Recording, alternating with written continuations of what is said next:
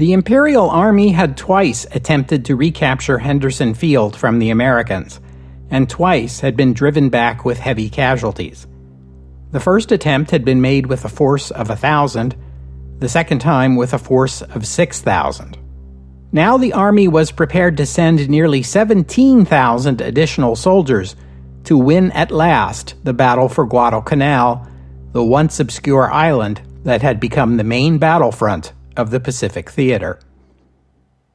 Welcome to the history of the 20th century.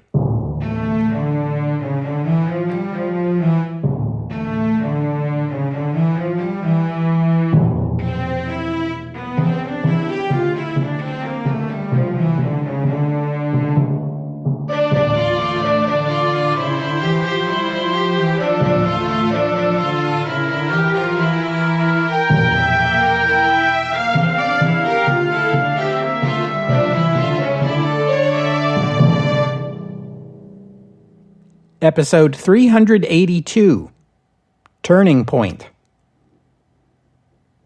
When we last looked at the situation in the Pacific Theater, General Hyakutake Harukichi, commander of the Japanese 17th Army, the man responsible for Imperial Army operations in New Guinea and the Solomon Islands, had decided he'd had enough of the Navy's timid rat transportation methods that brought Japanese reinforcements and supplies to Guadalcanal in drips and drabs.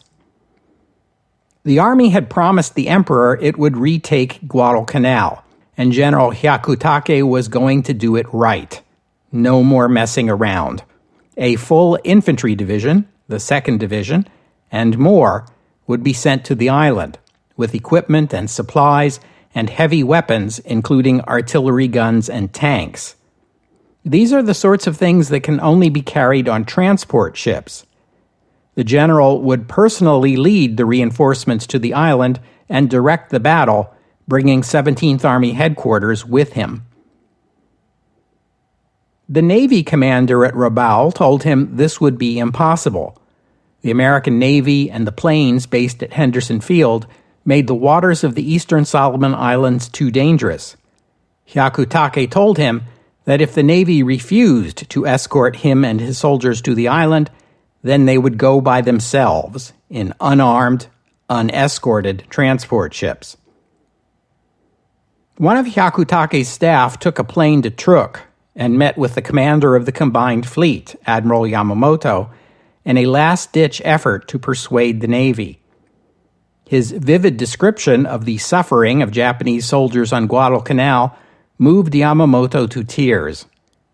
Then he relayed the general's threat to proceed without naval escort if necessary.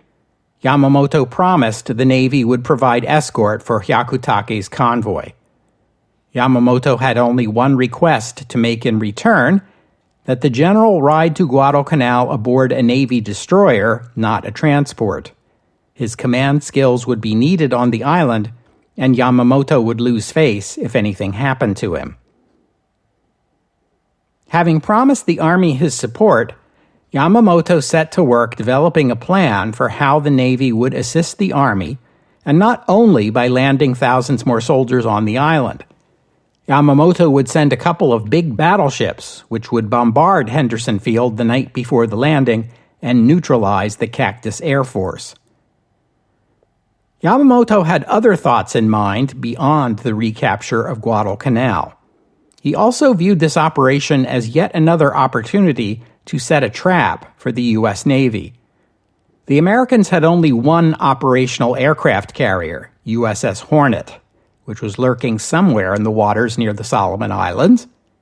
As before, the plan would be to tempt the Americans into attacking a smaller force with a much larger force behind it and ready to ambush. The staff of the 17th Army also queried the Kwantung Army about the possibility of transferring some of its planes to the Solomons for the Guadalcanal campaign, which would take some of the burden off the Navy's carrier air crews. The proposal was rejected. The Kwantung Army was afraid that if they gave up their air cover, it would tempt the Soviet Union into attacking Manchukuo. The Japanese believed there were 10,000 Allied soldiers on Guadalcanal. The actual number was 19,000, nearly double that. Following the September Japanese attempt to take Henderson Field, things had gotten quiet. That's because of the 5,000 Japanese soldiers already on the island, fewer than half of them were combat ready. Most of the others were sick from tropical diseases and/or malnutrition. The U.S. Marines took advantage of this lull to build up their defenses. By late September, they had a complete perimeter defense, bristling with machine gun emplacements and fronted with double lines of barbed wire. This defense perimeter began at the north shore of the island, ran around Henderson Field, and back up to the shore again. After the loss of the carrier USS Wasp in August, the U.S. Navy was steering clear of Guadalcanal waters. The Americans borrowed a leaf from the Japanese strategy manual and began running supplies to the island on fast destroyers, but in daylight when the Cactus Air Force could cover them. Toward the end of September, the Navy was feeling confident enough to run more cargo convoys. The Marine commander on the island, General Vandegrift, felt confident enough to send a couple of probing attacks into Japanese-held jungle, and learned that the Japanese still fought like demons, which led him, too, to overestimate the size of the enemy force. He called for more reinforcements. The Navy told him, to the contrary, it was time for him to go on the offensive. Vandegrift bristled at this. In his mind, it was obvious the lull in ground combat merely meant the Japanese were reinforcing. The Americans needed to do the same. Chester Nimitz came to Guadalcanal personally to meet with Vandegrift and consider his position. Vandegrift told him that the Marines' most important job was to guard that airfield, and complained that the Navy was too cautious about bringing in ships to assist. The meeting with Nimitz must have encouraged him. A few days later, on October 9th, the Marines probed inland to the west, then circled north to the beach, surrounding some 700 Japanese defenders, who fought to the last. The Marines lost about 60. That same night, Japanese transports brought General Hyakutake and the 17th Army headquarters to Guadalcanal, along with reinforcements and supplies. They were astonished at the condition of the Japanese already on the island. Torn, dirty clothing, barely recognizable as Japanese army uniforms, covered bodies bereft of flesh. Only skin and bone remained. They volunteered to unload the bags of rice. By dawn, most of them had disappeared, and so had the rice. Hyakutake was so moved by their desperation that he declined to take any disciplinary action. He signaled Rabaul that the situation on Guadalcanal was worse than thought. More soldiers and more supplies were needed at once. The Marine raid convinced the Japanese commanders that a direct offensive east along the shore toward the Allied positions would be dangerous. Once again, they developed a plan to move their units inland and circle around to the south of Henderson Field and attack from there. The heavy artillery of the 17th Army would fire on the Americans from the west as a diversion. Japanese engineers facilitated this plan by building a road through the jungle using only hand tools. This road circled around the airfield to the south. They called it the Maruyama Trail, after the commander of the 2nd Division. The night of October 11th, the heavy artillery arrived, along with more soldiers and supplies, and a separate force of 3 heavy cruisers and 2 destroyers assigned to bombard Henderson Field. Coincidentally, Admiral Robert Gormley had sent out his own convoy bound for Guadalcanal, carrying a regiment of the Americal Division stationed in New Caledonia. The name is a shortened form of American New Caledonian Division. The convoy was scheduled to unload at Guadalcanal on the 13th. its escort force, consisting of 4 cruisers and 5 destroyers, reached the waters off Guadalcanal at midnight and picked up the approaching Japanese cruisers on radar. These cruisers were just approaching Guadalcanal and preparing to begin their bombardment, and they were caught by surprise. The Japanese had become accustomed to Admiral Gormley's policy of keeping American ships at a safe distance. The situation gave the American commander the opportunity to circle in front of the approaching line of Japanese ships and cross the T, which you'll recall gives the attacker a great advantage. They can fire all their guns at the enemy, while the enemy can only fire their forward guns in reply. The Americans sank one Japanese heavy cruiser and badly damaged another, and sank a destroyer. The Japanese force abandoned the attack on Henderson Field and retreated. After daylight the following morning, bombers from Henderson Field sank 2 more Japanese destroyers. The American side lost 1 destroyer sunk and 2 cruisers and a destroyer damaged. History knows this encounter as the Battle of Cape Esperance. The Americans had been able to force the Japanese to withdraw, which was good for morale, especially since this was a nighttime engagement, the first time the U.S. Navy had won a battle with the Japanese at night. On the other hand, the Japanese transports had been able to unload their soldiers and cargo on Guadalcanal, and despite the setback at sea, the Japanese forged ahead with their plan to resupply and reinforce their soldiers on Guadalcanal, and then begin a third, much larger offensive to take the airfield. The next day, the American convoy arrived, bringing 2,800 soldiers of the Americal Division, 12 light artillery guns, trucks, 16 Bren carriers, which were British-built light armored vehicles armed with machine guns, and tons of ammunition and supplies. The Americans now had 23,000 defending Henderson Field and were swimming in supplies, at least by Japanese standards. But not all was well. That day, 2 waves of Japanese bombers from Rabaul pounded Henderson Field, and afterward, Hyakutake's heavy artillery began shelling the runway. And the Japanese were just getting started. That night, another Imperial Navy bombardment force arrived. This time, the Japanese weren't messing around. The bombardment force included 2 full battleships, Kongo and Haruna. Now, longtime listeners know I've been talking up the importance of the battleship since the early days of the podcast. They were dreaded weapons. I told you that in the early decades of the 20th century, the number of battleships a nation had in its navy could serve as a proxy for the total military strength of that nation. With the Second World War, this is beginning to change.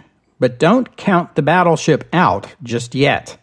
Pay attention because you are about to find out what these ships are capable of and why they were so feared. Kongo and Haruna were armed with 36-centimeter guns. They began firing on Henderson Field from a range of 15,000 meters, which is about 11 miles. Their first shots were incendiary shells fired just after midnight. Soon the flames from Henderson Field were visible from the decks of the battleships. Then they switched to fragmentation shells, which are meant for targets on land. For the next hour, the helpless Marines on the island hid in foxholes or took shelter wherever they could find it, as Japanese shells pounded the airfield, shaking the very earth, their blasts echoing in the explosions of stockpiled ammunition. Fuel tanks burst into flames. After half an hour, the bombardment stopped. The Marines had just enough time to stand up, dust themselves off, and leave their shelter when it began again. The 2 Japanese battleships had turned about and were now firing port. It was only after Kongo and Haruna ran out of shells that the mighty ships brought their engines up to full speed and headed back to Truk. Dawn broke over a ravaged airfield. The runways were pockmarked. pieces of cloth and equipment were scattered everywhere. 41 Americans were dead, including 6 pilots, and more than half of the Cactus Air Force planes had been destroyed. So was most of the stockpiled aviation fuel. The Americans knew that a large Japanese convoy was on the way. They didn't know it carried 4,500 Japanese soldiers, 12 heavy artillery guns, and 14 light tanks. At Henderson Field, they managed to clear a runway in a matter of hours and collect enough fuel from the tanks of the damaged planes to get what was left of the Cactus Air Force fueled and airborne. Replacement aircraft and tanks of aviation fuel were flown in from the New Hebrides. A few planes were able to attack the approaching Japanese convoy, but did no significant damage. That night, as the Japanese transports unloaded, 2 heavy cruisers bombarded Henderson Field again. At dawn, 3 of the transports were empty and already on their way back to Rabaul. The other 3 were still unloading when the Cactus Air Force attacked at first daylight. The 3 ships were set on fire, and their crews forced to run them aground. Even so, most of the fuel and ammunition aboard them was consumed by the flames, although the soldiers and equipment reached the beach safely. The Japanese now had more than 20,000 soldiers on Guadalcanal, though only about 15,000 of them were combat-ready, and they had that heavy artillery. The Americans had about 23,000 soldiers on the island, but General Vandegrift estimated that only about 11,000 of them were healthy enough to fight. Vandegrift radioed his superiors and pleaded for 2 things. First, that the U.S. Navy assume control over the waters around Guadalcanal and keep the Japanese Navy at bay. And second, at least 1 division's worth of reinforcements. Only then, he said, could he consider offensive action against the Japanese on the island. Admiral Nimitz decided that Admiral Gormley had been too timid in his approach, and replaced him with Admiral Halsey. When Halsey got his orders, he exclaimed, "This is the hottest potato they ever handed me." He began by ordering General Vandegrift to meet with him on New Caledonia to discuss the situation. When they met, Vandegrift told him the Marines were worn out after 2 months of combat, bombings, bombardments, disease, and inadequate rations. Halsey asked Vandegrift, "Are we going to evacuate or hold?" Vandegrift told him his Marines could hold their position, but they were going to need more support than they'd been getting. More supplies, more reinforcements, and more air support. Naval officers protested to Halsey that they were doing all they could, given the aggressiveness of the Japanese and the lack of safe harbor in the Solomons. On the Japanese side, they were preparing their 3rd and largest assault on Henderson Field. As before, they would not advance along the coast, where American defenses were too strong. When the time came, the 17th Army's units on the coast would attack the Americans at their strongest point, but this attack would be a diversion. The 2nd Division would take the Maruyama Trail and circle around to the south and east. Once the diversionary attack in the west sufficiently distracted the enemy, the 2nd Division would attack the American position at multiple points along their southern and eastern defenses. General Hyakutake set the date of October 21st for the attack. General Maruyama led units of his division along the trail named for him. The passage was easy enough on the first day, but then the rains began. The trail narrowed so that the Japanese had to advance single file with Maruyama in the lead. The trail led them into steep mountains where they had to scramble up cliff faces. In addition to their own packs, each soldier was carrying a load of ammunition or a piece of equipment, such as a machine gun or an artillery piece. As the demands of the trail exhausted the soldiers, One by one, they were forced to abandon the equipment they'd been assigned to carry through the jungle. The difficulty in traversing the rugged terrain of Guadalcanal made it clear to Maruyama that his soldiers could not be in position by the scheduled beginning of the attack, so he radioed 17th Army headquarters and requested the assault be postponed to the 22nd. The next day he asked for the 23rd. On the 23rd, he asked for the 24th. General Hyakutake agreed to each of the 3 postponements. What else could he do? The attack was now set to begin after sunset on the 24th, but unfortunately for the Japanese, someone neglected to pass news of the most recent postponement to the 17th Army units on the coast. And after dark on the 23rd, a day early, their howitzers opened up on the American positions. 2 infantry battalions and 9 tanks advanced along the beach. The Americans also had artillery, and they had anti-tank guns, and they laid down a devastating counter-barrage. All 9 tanks were destroyed, and the Japanese lost more than 1,000 soldiers to the Americans' 60. The premature attack accomplished nothing except to alert the enemy that something was up. The next day, Marine scouts spotted the Japanese to the south. By nightfall, they were ready for what was to come. The Japanese assaulted the American line fiercely and repeatedly on the nights of October 24th and 25th. During lulls in the combat, Japanese soldiers called out to the Americans, "Blood for the Emperor," in English. The Americans called back, "Blood for Eleanor," and "Tojo eats shit." The Americans in their prepared positions, armed with machine guns, mortars, and anti-tank guns, inflicted terrible casualties on every Japanese assault, because, as we all know, it is both deadly and futile to launch a frontal attack on an entrenched enemy armed with modern weapons. Please don't try this at home. The Japanese lost some 3,000 killed over those 2 nights to the Americans' 80. Thousands more Japanese were wounded or sick or malnourished. As a unit, the Japanese 2nd Division was no longer capable of combat. Survivors were ordered to pull back, either back to the beach west of the American perimeter, where the 17th Army headquarters stood, or to the beach east of the American perimeter.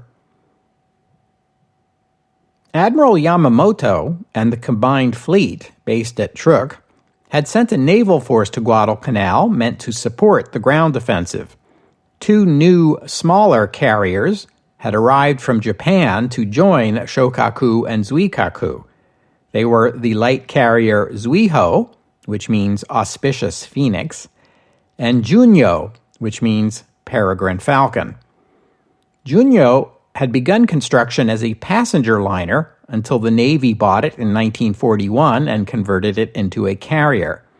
Junyo had been part of the Japanese attack on the Aleutian Islands, and after the disaster at Midway, the Navy redesignated Junyo as a fleet carrier, though it was on the small side. The 2 new carriers together carried as many planes as either Shokaku or Zuikaku could, meaning Yamamoto now had at his disposal the equivalent of 3 fleet carriers, while the Americans only had 1 operational carrier, USS Hornet. The Japanese carriers, fully loaded with aircraft, would assist the Army, but also, and once again, Yamamoto hoped to lure Hornet into the action and then ambush it with his own carriers. On the morning of October 25th, with his ships awaiting orders at Shortland Island, Yamamoto received a radio message from the naval liaison on Guadalcanal, "Banzai." It was the code word that meant the Army had captured Henderson Field. Yamamoto ordered his naval force to advance on Guadalcanal at once. A few minutes later, Yamamoto received a correction from Guadalcanal No, that had been a mistake. The Americans still controlled the airfield. Yamamoto ordered his ships to stop and wait, but one force, led by the light cruiser Yura, didn't get the message and kept on going. Yura was bombed and sunk by the Cactus Air Force. The U.S. Navy had sent a carrier task force to Guadalcanal as Yamamoto hoped. He didn't know that USS Enterprise had returned after a hasty repair job at Pearl Harbor just 2 days earlier and was now accompanying Hornet. On the afternoon of the 25th, search planes from the American task force spotted the Japanese carriers and launched an airstrike. But the Japanese force had spotted the spotters, and its commander, Admiral Nagumo, who had led the attack on Pearl Harbor, ordered his ships to turn north, away from the Americans, which kept them out of range. Nagumo believed it was too dangerous to stay, given that the Americans had found his ships before he had found theirs. Admiral Yamamoto was not happy with this decision and ordered Nagumo to turn south again and engage the Americans.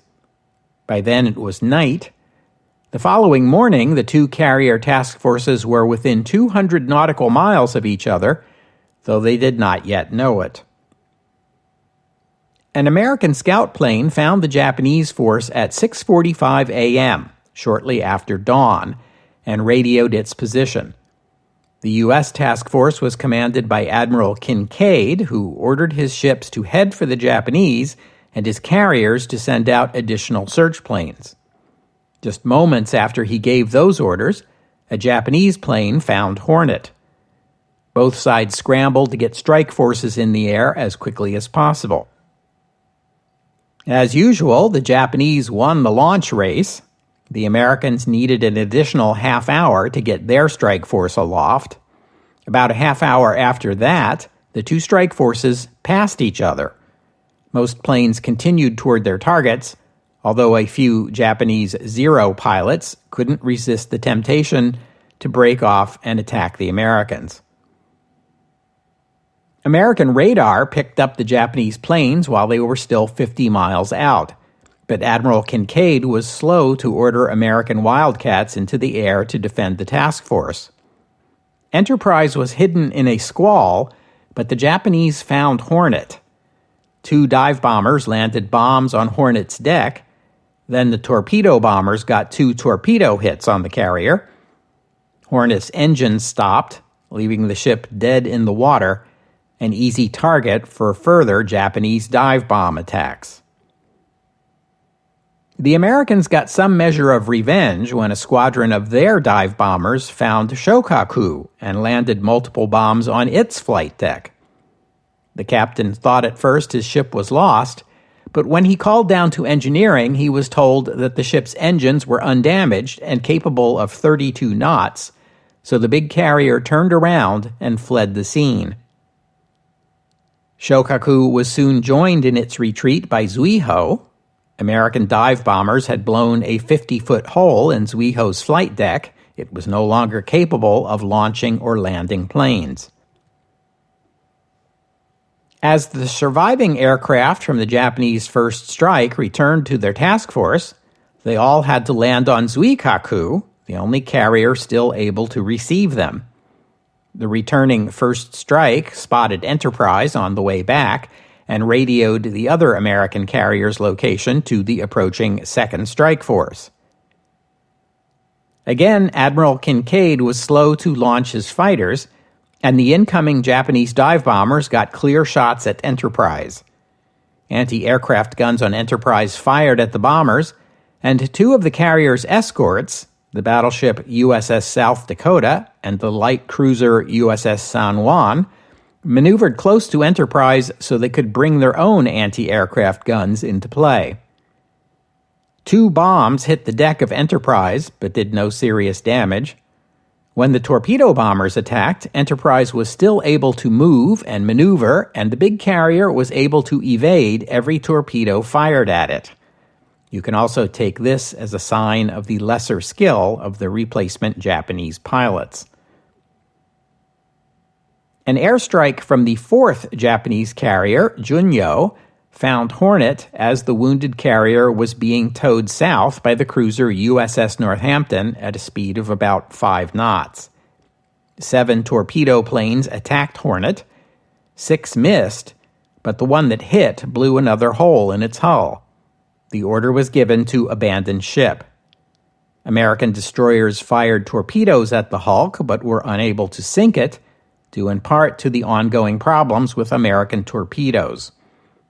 Admiral Kinkaid gave the order to retreat, and the American task force withdrew, leaving Hornet behind until the carrier that had launched the Doolittle raid on Tokyo was at last sunk by 2 Japanese destroyers. History knows this engagement as the Battle of the Santa Cruz Islands. Both sides claimed victory, but it's hard to see this as anything but a win for the Japanese. The U.S. lost one of its 2 operational carriers in the Pacific. Enterprise, the surviving carrier, was damaged, as were South Dakota and San Juan, the 2 ships that had helped defend it. 2 of Japan's carriers, Shokaku and Zuiho, were heavily damaged and had to be sent back to Japan for repairs, but even so, Japan still had 2 fully operational carriers. The Americans had only Enterprise, damaged, but at least still afloat. The Japanese victory looks less decisive, though, when you consider aircraft losses.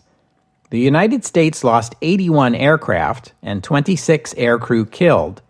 Japan lost 99 aircraft and 148 aircrew killed. These were more serious losses than in any previous battle of the war, and the crews of the Japanese carriers felt they had little to celebrate.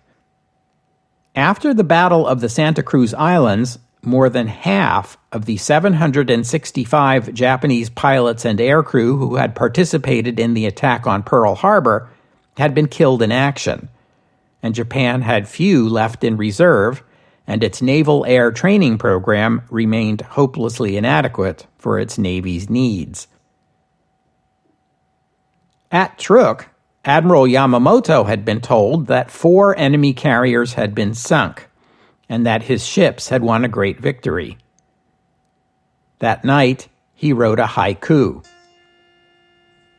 Contemplating the moon, I mourn the enemy's sacrifice.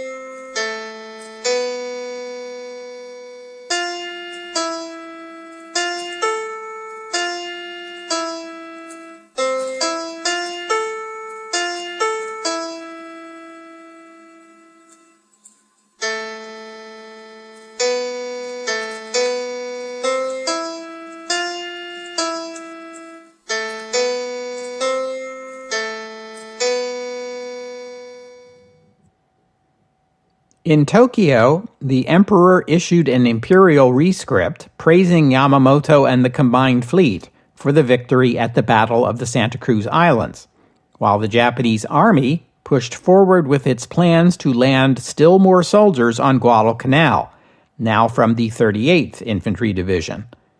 Small numbers of soldiers reached the island in early November, but 12,000 soldiers and 10,000 tons of supplies and equipment were still awaiting transport back at Shortland Island. Yamamoto offered to escort 11 large transport ships, which would deliver these soldiers and supplies to Guadalcanal. He also sent a separate force of 2 battleships, Hiei and Kirishima, along with destroyer escorts. As before, the big ships would bombard Henderson Field and hopefully disrupt operations there long enough for the transports to unload and escape. Allied intelligence were aware that the Japanese were still sending troops to the island and dispatched a convoy of their own, loaded with more American Marines, soldiers, and supplies, and escorted by 2 task groups, one commanded by Admiral Norman Scott, who had won the Battle of Cape Esperance, and Admiral Daniel Callahan, who was put in overall command. This would be Callahan's first experience of combat in his 30 years of naval service. The American ships unloaded at Guadalcanal on November 11th and 12th. They were attacked by Japanese aircraft from Rabaul, but suffered no serious damage.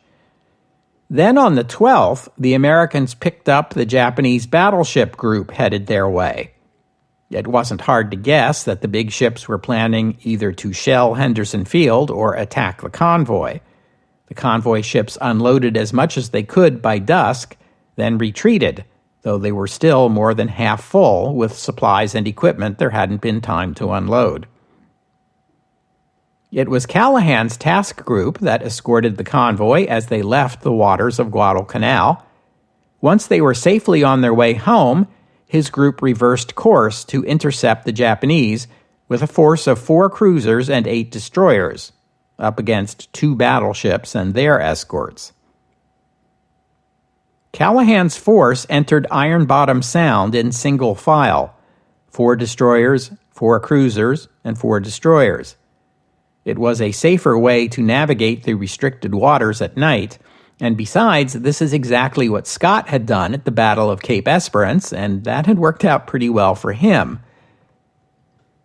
The Japanese battleship force, led by Admiral Abe Hiroaki, was not expecting opposition. No ship smaller than another battleship would dare engage them, and the Japanese knew there were no American battleships in the region. It was 1:30 the following morning, Friday the 13th, on a black, moonless night, when the Americans detected the Japanese force heading in from the northwest. Callahan ordered his own ships to turn north, attempting to cross the T of the approaching ships, as Scott had done earlier. The Japanese approached rapidly, but they were not arranged in a single neat line like the Americans. They were spread out. Soon the Americans realized they were smack in the middle of the Japanese formation. The American formation disintegrated as individual ships made rapid turns, port or starboard, to avoid collisions with the Japanese. The 2 battleships' guns were loaded with incendiary shells. They were planning to use these to set Henderson Field on fire, not engage ships at sea. Japanese sailors hurriedly unloaded the incendiary shells and stacked them on the deck to make way for the arriving armor-piercing shells meant for naval combat. This made the big ships especially vulnerable, since one American shell exploding on deck could ignite dozens of those incendiaries. At 1:49 a.m., Hiei and the Japanese cruiser Akatsuki lit up their searchlights to hunt for the American ships. They both found the light cruiser USS Atlanta just 3,000 yards away. The American ships began firing at the lights. A moment later, Hiei's 36-centimeter shells began landing on Atlanta. One of the first shots destroyed the bridge, killing Admiral Scott. Destroyers fired torpedoes. One of them hit, and Atlanta was soon helpless.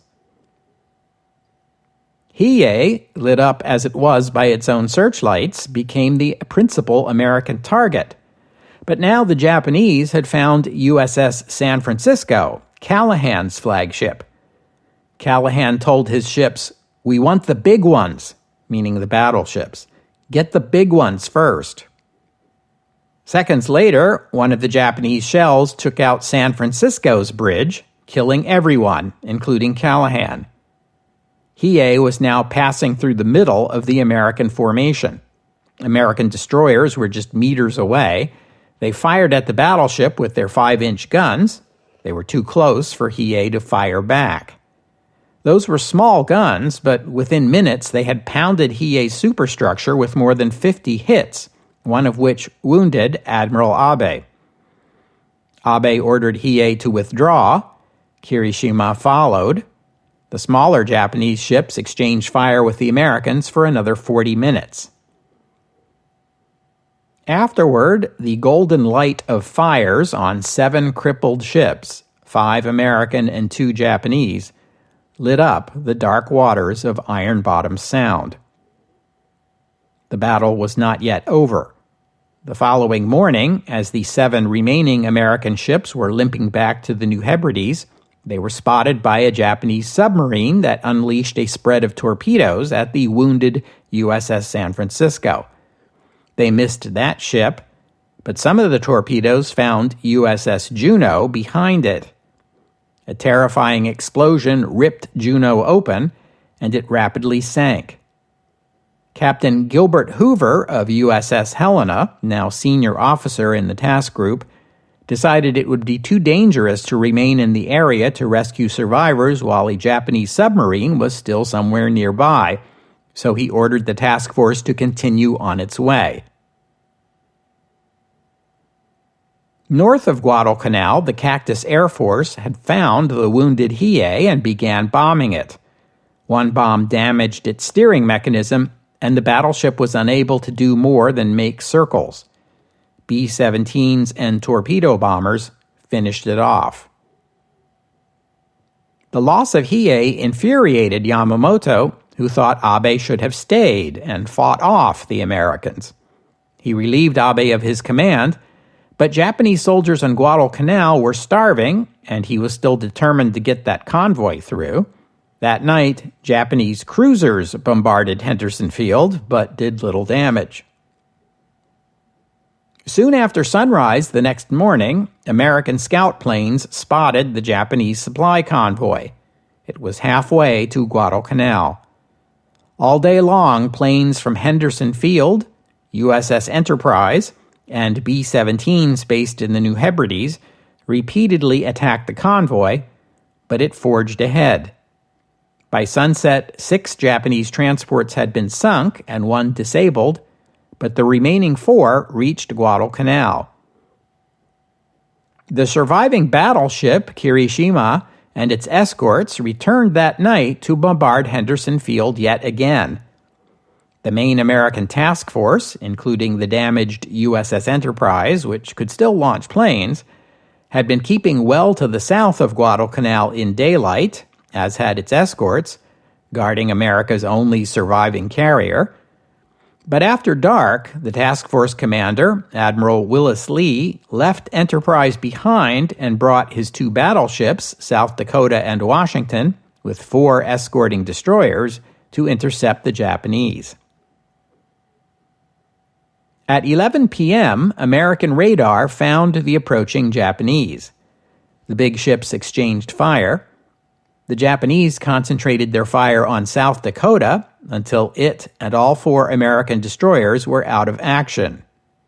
But USS Washington, still unscathed, surprised Kirishima when it moved in close and pounded its enemy with its 16-inch shells.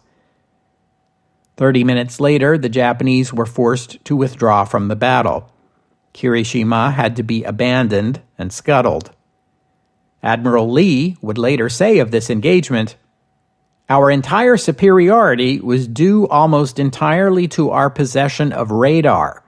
Certainly we have no edge on the Japanese in experience, skill, training, or performance of personnel." The American success at preventing a bombardment of Henderson Field put the 4 surviving Japanese transports in a difficult position. They would not have enough time to unload before daybreak, when they surely would be discovered and attacked by American planes, so their commander ordered them to run aground. By the time this was achieved, the first gray light of dawn was illuminating the sky. Within minutes, dive bombers from Henderson Field began attacking. The attacks lasted all day until the transports were smoldering hulks. Of the 12,000 soldiers and 10,000 tons of supplies that had left Shortland Island, only 4,000 soldiers and a handful of tons of supplies made it to Guadalcanal intact.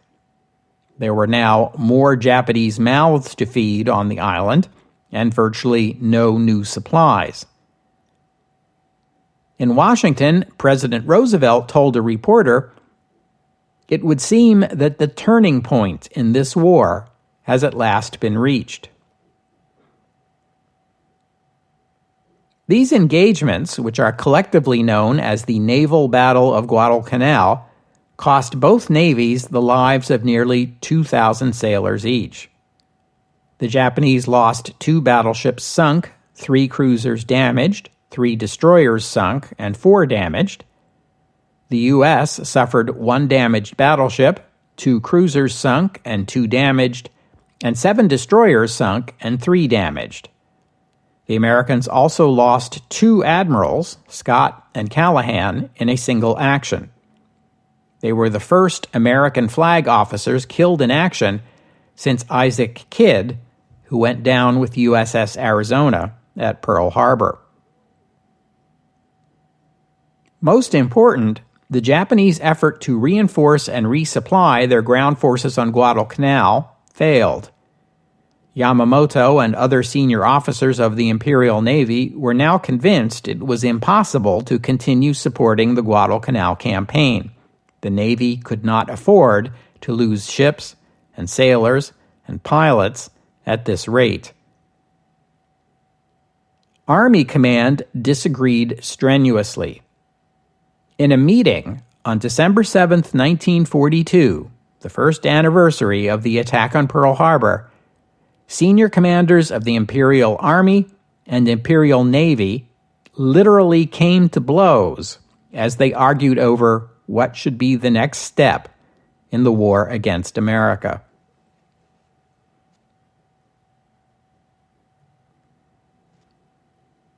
We'll have to stop there for today. I thank you for listening, and I'd especially like to thank Dana for the kind donation. And thank you to Stephen for becoming a patron of the podcast. Donors and patrons like Dana and Stephen help cover the costs of making this show, which in turn keeps the podcast available free for everyone always. So my thanks to them and to all of you who have pitched in and helped out. If you'd like to become a patron or make a donation, you are very welcome. Just visit the website, historyofthe20thcentury.com, and click on the PayPal or Patreon buttons. And as always, the podcast website also contains notes about the music used on the podcast, which is sometimes my own work and sometimes licensed, but usually the music you hear here is free and downloadable.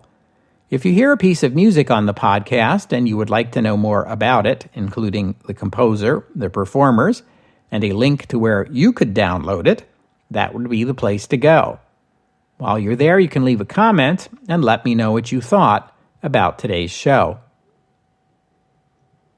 I must ask for your indulgence once again, as I'm still behind, so I'm going to take off an extra week here to help me get caught up. But I hope you'll join me in 2 weeks' time here on the History of the 20th Century, as we, along with Franklin Roosevelt and Winston Churchill and their respective military leaders, consider the question of what should come next after the invasion of North Africa. Casablanca, in 2 weeks' time, here on the History of the 20th Century. Oh, and one more thing. I described to you in today's episode the sinking of the U.S. Navy's light cruiser USS Juno by a Japanese submarine. That happened on November 13th, 1942. I also told you how Captain Hoover, commander of USS Helena, judged it unlikely that anyone would survive the sinking of Juno and was concerned about that Japanese submarine, so he ordered the task force to continue to the New Hebrides. Along the way back, Captain Hoover radioed a nearby U.S. Army B-17 on patrol and reported the sinking of Juno and asked them to notify headquarters to send search aircraft to look for survivors. The crew of this B-17 were under orders to maintain radio silence, so they did not make their report until after landing at their base. Sadly, this report got lost in the shuffle, and days passed before someone realized that no action had yet been taken on the report. A search operation was hastily put together and launched, and on November 20th, a week after the sinking, The destroyer USS Ballard rescued 2 survivors from her life raft. The following day, a PBY Catalina flying boat rescued 5 more. 3 others were saved when their raft was washed ashore on a nearby island. These 10 survivors reported that nearly 100 of Juneau's crew, out of a total of nearly 700, had survived the sinking, only to die of thirst, exposure, or shark attack before their rescuers came. And there was worse news. Among the crew were 5 brothers from Waterloo, Iowa, named George, Frank, Joe, Matt, and Al Sullivan. The 5 brothers had enlisted in the Navy soon after the Pearl Harbor attack, and at that time had requested that they serve together. Although the Navy had a policy of not assigning siblings to the same ship, it was usually not enforced, and all 5 of the Sullivan brothers were serving aboard Juneau. According to the survivors, 3 of the brothers had been lost when the ship sank, while the other 2 were among those who died while awaiting rescue. The news of the sinking of Juneau was kept secret for a time, for security reasons, but on January 12, 1943, a naval officer visited the Sullivan home. "I have some news for you about your boys," he said. Their father, Tom Sullivan, asked, "Which one?" The officer replied, "I'm sorry, all 5. The sacrifice of the 5 Sullivan brothers became a national news story. President Roosevelt sent their parents a personal letter of condolence. Pope Pius XII sent the family, who were Catholic, a condolence message along with a silver medal and a rosary. The parents, Tom and Aletta, went on a national speaking tour promoting war bonds. The deaths of the 5 brothers spurred the U.S. War Department to adopt the sole survivor policy, which initially exempted from military service the sole surviving son of any family that had lost 1 or more children in the line of duty in military service. That policy is still in place in today's U.S. Department of Defense. It has been broadened over the years, and in its current form, it exempts all sons and daughters from any family which lost a father, a mother, a son, or a daughter in military service, or have a family member with a disability related to military service. The story of the Sullivan brothers was the subject of a 1944 motion picture, The Fighting Sullivans, directed by Lloyd Bacon and released through 20th Century Fox. The deaths of the brothers and the sole survivor policy form part of the story background for the 1998 American war epic Saving Private Ryan, which was directed by Steven Spielberg and released through Paramount Pictures.